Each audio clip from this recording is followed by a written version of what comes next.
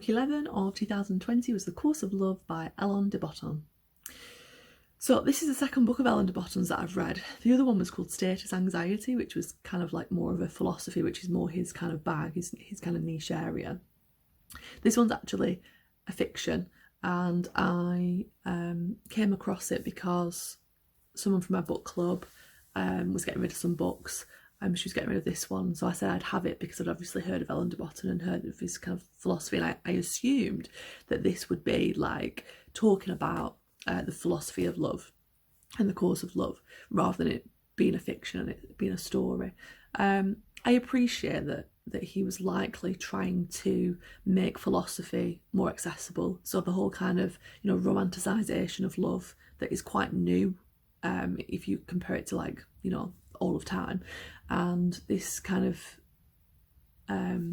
evolution of relationships and kind of how they've changed across time. Like I was kind of interested in that, and I appreciate that was kind of incorporated into the story, but it wasn't written very well as a fiction, and it was quite hard to get through. It was really laborious to get through and not very exciting, and the characters weren't really likable or relatable, so it was just a little bit like, I appreciate what he was trying to do, but it didn't work very well. I think maybe you should stick to non-fiction books.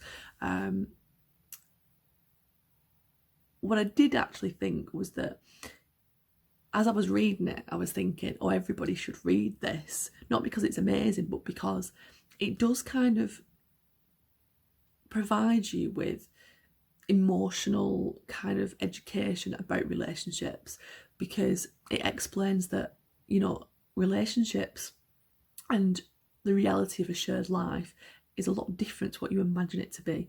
Obviously when you first start dating somebody and you like them and you want to spend all your time together, but then when you become kind of more deeper into your relationship and you become closer, you then have to kind of start almost kind of like explaining each other's like flaws and each other's kind of childhood traumas and things that kind of make you behave weird and make you not communicate what you actually need to communicate. Like that whole kind of like learning process is kind of like what happens next, and that's kind of turbulent, and that's when a lot of kind of relationships break down and don't continue, or a lot of arguments start and things don't kind of get resolved.